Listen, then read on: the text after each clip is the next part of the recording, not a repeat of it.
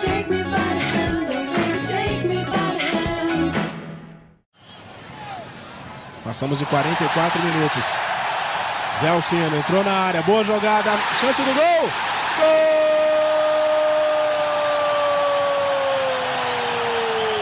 Do Grêmio, Paulo César Tinga faz o quarto! Tinga, conta pra gente um pouquinho. Peraí, eu acho que uma de vocês ia perguntar antes de eu perguntar. Quem que era? Ah, o Danilo. Danilo ia perguntar. Oi, Tinga. Queria fazer uma pergunta. Como foi demonstrado na Copa do Mundo, o Brasil perdeu de 7-1 para a Alemanha. Isso, na minha opinião, representa o quanto o futebol brasileiro está atrasado em relação ao europeu. O que você acha que a gente aqui no Brasil tem que fazer aliado à organização para chegar ao patamar do futebol de lá? Você acha que o calendário influencia muito nos jogadores para um futebol de boa qualidade? Queria saber a sua opinião sobre isso. Eu penso, né, que foi importante esse resultado, assim, mas para a gente estar debatendo hoje, falando, talvez se nós não tivéssemos perdido dessa maneira, nós não estaríamos falando na necessidade de mudança que tem que ter no nosso futebol.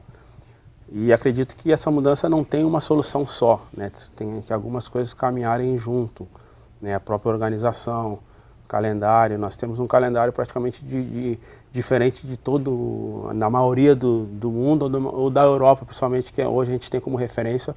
Nosso calendário é diferente do deles. Então... Ele é muito sobrecarregado, Tinga? E além de ser sobrecarregado, tem a questão de janela. Quando nós estamos praticamente agora parando em dezembro, está recém no meio da temporada deles.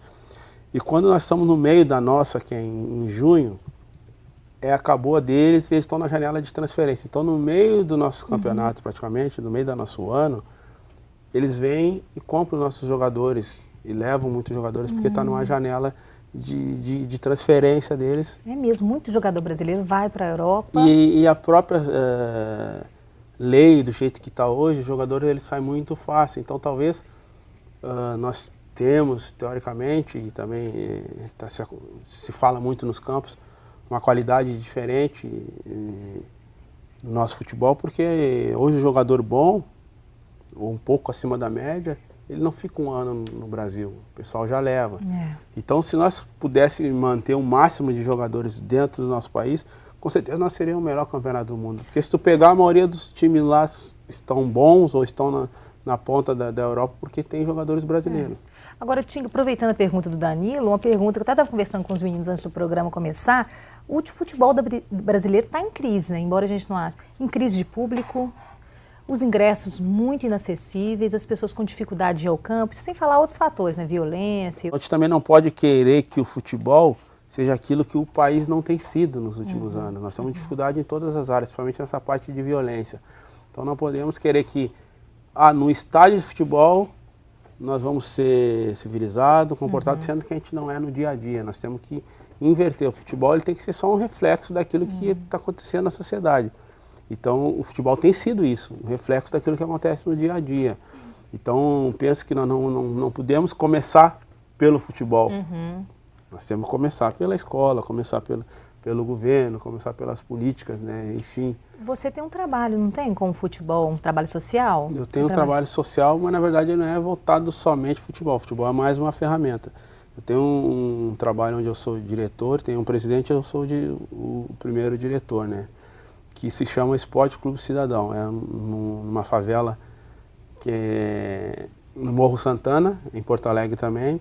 É bem distante de onde eu nasci, da Restinga, e isso também é interessante porque eu tenho alguns trabalhos na Restinga, mas mais como apoio assim, a maioria não sabe. E tem um trabalho onde eu sou diretor numa favela totalmente diferente da minha, que isso também é legal, porque senão acaba que a gente fica só puxando só pro nosso lado, enfim. E os meninos fazem o quê? Tem tudo lá, jiu-jitsu, dança, futebol. Porque eu acho interessante, os meninos todos aqui jogam.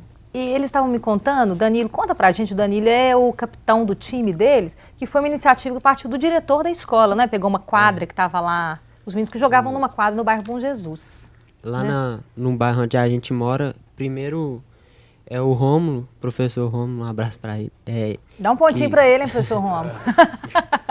Que ele iniciou um projeto lá com futsal, ele iniciou o projeto numa quadra bem escassa, com pouco recurso.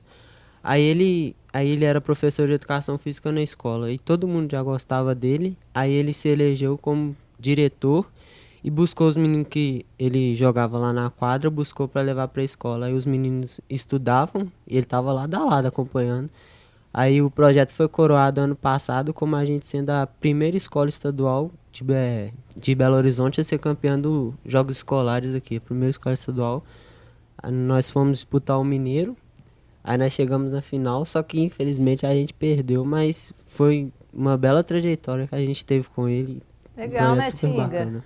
Na verdade, o nosso projeto lá iniciou assim, de uma coragem de uma pessoa, do coração de uma pessoa, de apoiar. E eu acredito muito, no nosso país tem muita coisa assim, que não aparece. E é isso que é o começo dessa mudança maior que você falou, né? Que é a mudança estrutural do país. Isso é um comecinho, né?